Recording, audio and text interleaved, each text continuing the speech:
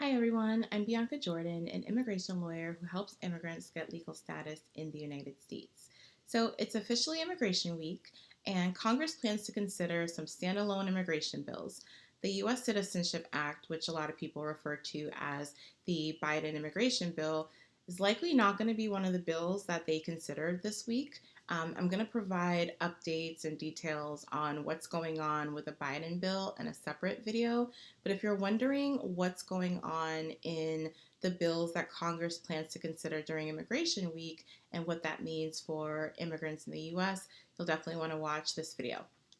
So, as I mentioned, this week Congress plans to consider a series of standalone immigration bills, meaning immigration bills that are separate from the Biden administration's comprehensive immigration bill.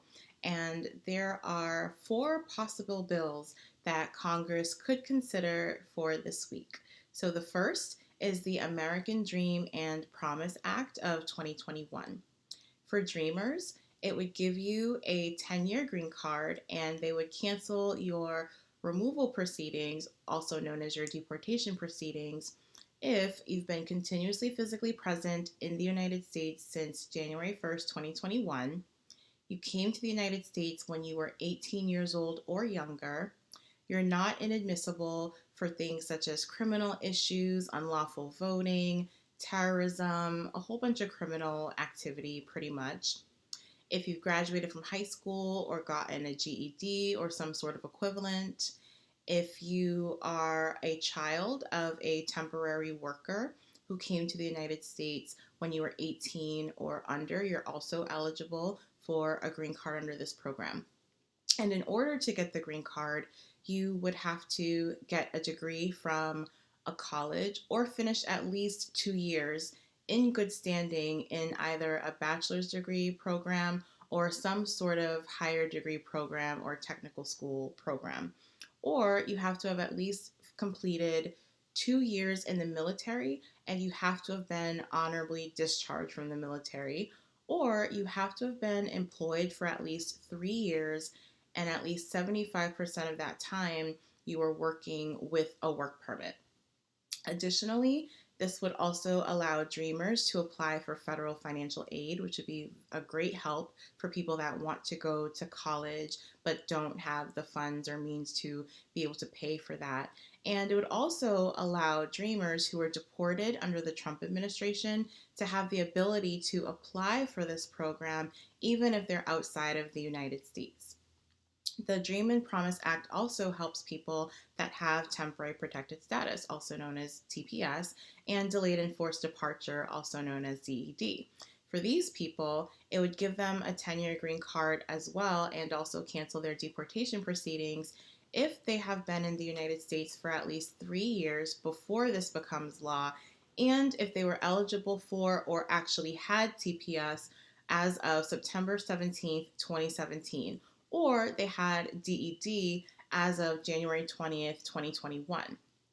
This bill would also provide some updates to the process by which the government has to terminate TPS for a country if it does choose to terminate TPS for that country. And it also confirms that when someone gets TPS, that counts as they're being inspected and admitted into the United States. And this is super important, especially for people that might have entered the United States undocumented and then they got TPS and maybe they're now wanting to get a green card in the United States because they are, maybe they're married to a US citizen or they have a child who's a US citizen who's 21 years old or over, or they have a US citizen parent that wants to petition for them. And so they count as an immediate relative that can get the green card here, but because they maybe entered the United States with no papers, they're not able to do so. So this bill would tackle that issue. And also, this issue is actually at the Supreme Court right now, and they're going to be hearing the case in April next month. This bill passed the House back in 2019, so I do feel confident that this could pass this week. But again, this is just my summary of if this bill were to pass as is, this is what is currently in it. The next bill that Congress could consider this week, or plans to consider this week rather, is the Farm Workforce Modernization Act. And this bill If it passes, it would allow farm workers to get a temporary status called Certified Agricultural Worker status, and the status can be renewed or it could be renewed indefinitely as long as the requirements are met. And in order to apply for the Certified Agricultural Worker status, you would have had to work in agriculture for at least 180 days over the past 2 years. And again, you can renew this indefinitely as long as you meet those requirements. And if you are a long term worker who wants to stay in the United States, you can get a pathway to a green card if you pay a $1,500 fine and if you work an additional number of years in agriculture, which could either be 4 years or 8 years, depending on those requirements. Another bill that Congress could consider this week is the Access to Counsel Act. And the Access to Counsel Act would guarantee that someone coming into a port of entry and who is subject to secondary or deferred inspection, this act would guarantee that person would have access to a lawyer. And then the fourth bill that Congress could consider this week is the No Ban Act, which would prohibit any immigration bans on account of a person's religion. So we wouldn't be able to have, for example, a Muslim ban again as the Trump administration implemented. So, as a reminder, none of these bills are law yet. You should not do or not do anything depending on these bills.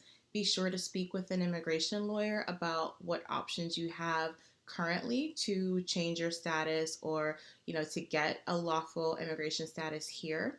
If you'd like to work with my law firm, give my office a call. I'd definitely love to have a consultation with you. My phone number is 508-942-7497.